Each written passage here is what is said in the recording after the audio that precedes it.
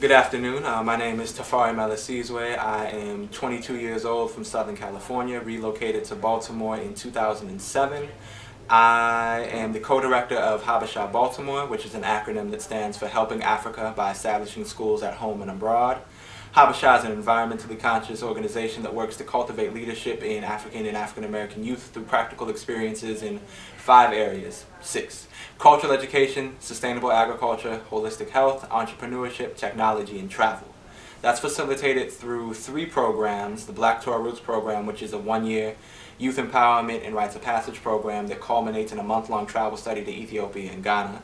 The Griot's Eye program, which is a youth media company that seeks to equip young people with the technical and cultural skills necessary and media skills necessary to produce viable media projects as social advocacy projects in their communities. And last but not least, the Sustainable Seeds program, which is an urban agriculture and survival training program we have developed to try to give our young people the opportunity to get back in touch with Mother Nature, with the earth, with sustainability and viability, especially in this economic climate.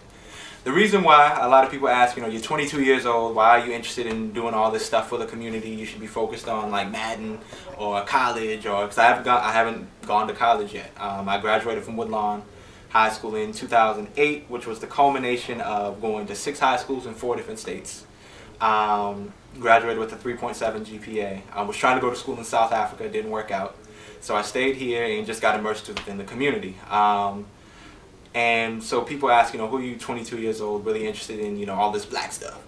And really it's just kind of one of the things I always say. My parents always taught me how to think instead of what to think.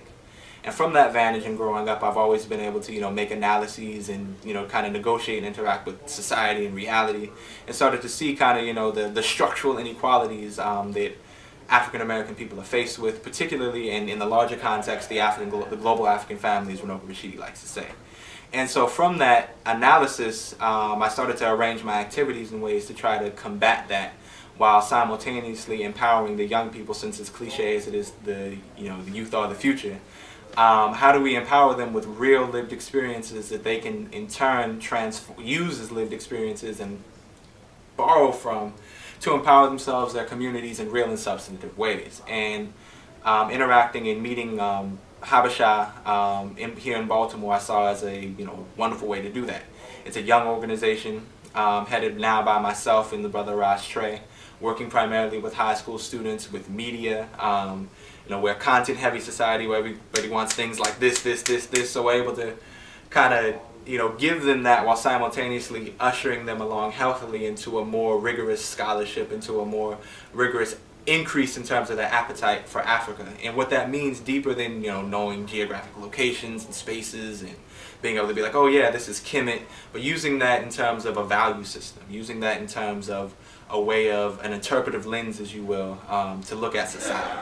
And doing that with a group of young people, kind of dealing with this whole collective enlightened experience framework, where you have young people dealing with a myriad of issues here in Baltimore and around the city and throughout the United States, coming to a place where they can share their experiences while simultaneously gaining new insight into their identity, their culture, their heritage, and then have conversations with each other about these things as they then go back out to their various high schools, to their various communities, families, etc.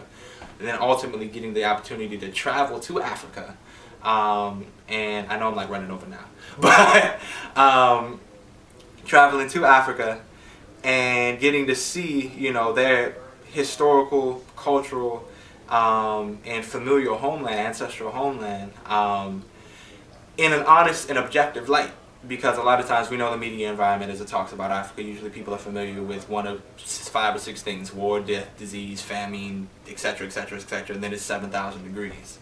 And of course, all these things are at best woefully inaccurate in terms of the totality of what Africa is.